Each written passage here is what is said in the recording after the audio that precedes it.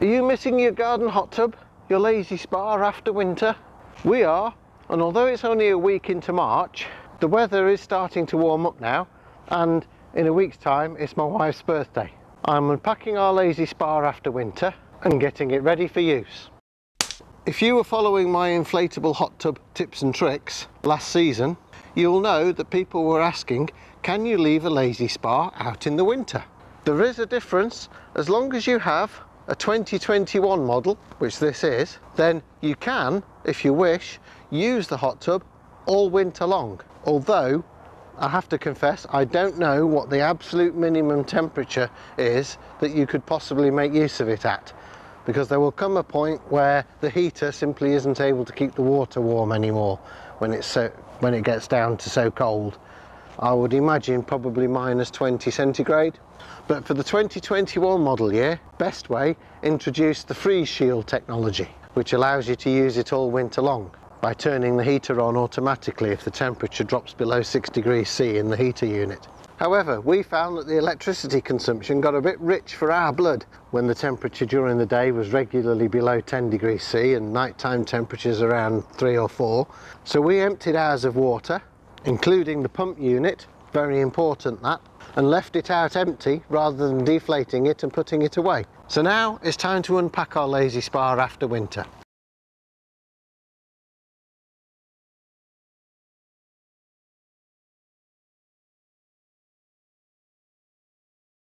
Some have asked, how do you clean a lazy spa after winter? There isn't really a great deal to it. If you cleaned it well before putting it away or covering it over, then when you get it back out, it should still be clean. As you can see from this picture, ours has remained quite clean, even though it did get some water in it. I'm going to give it a quick once over anyway. And if you've seen my recent video about flash mop hacks, here's another hack. Save yourself a load of effort. Saves yourself having to get in the tub as well. With the inside of the tub being white, it's actually very easy to see if there are any areas with marks on that need any special attention. And now that I've done the inside, I can go around and do the outside as well.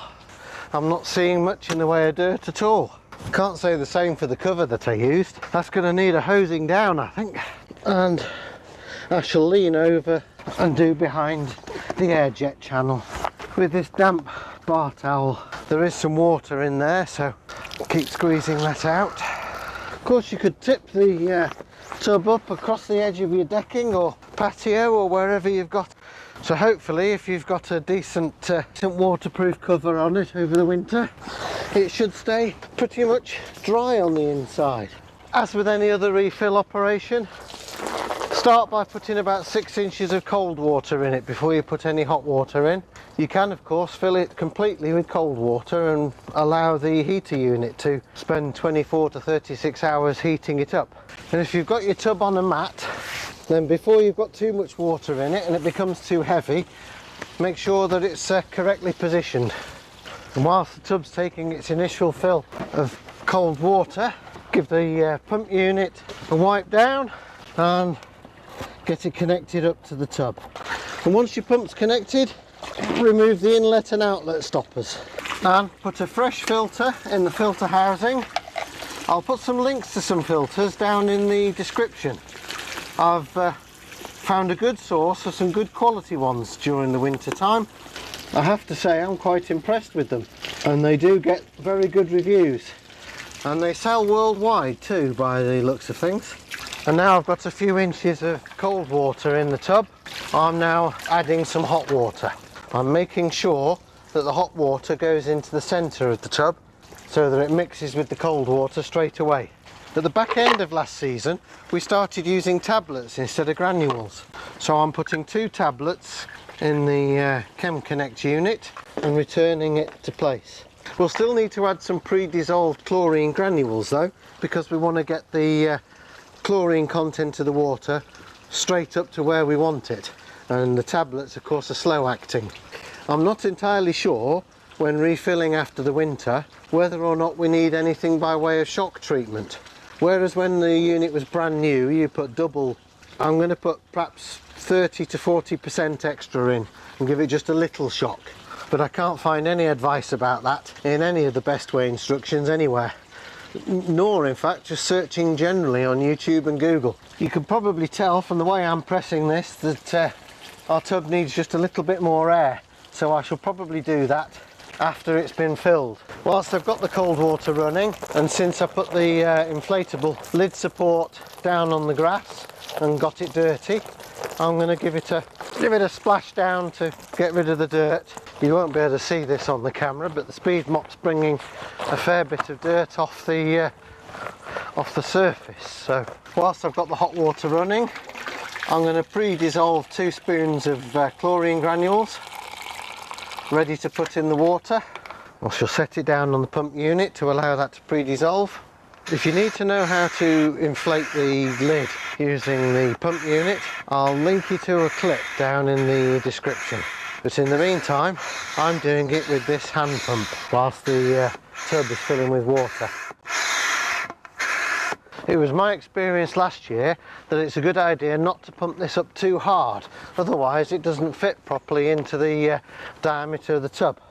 Once the chlorine granules have pre-dissolved in the warm water, add them in.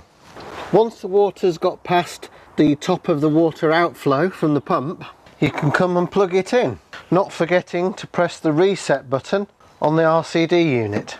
I don't plug it in until there's enough water in there, for the simple reason that way I cannot accidentally get the pump running while there's no water in it, because that would wreck the pump. Turn the power on by touching and holding the power button for 3 seconds until it beeps and lights up green, and then press the reset button for 3 seconds and set the circulation pump running.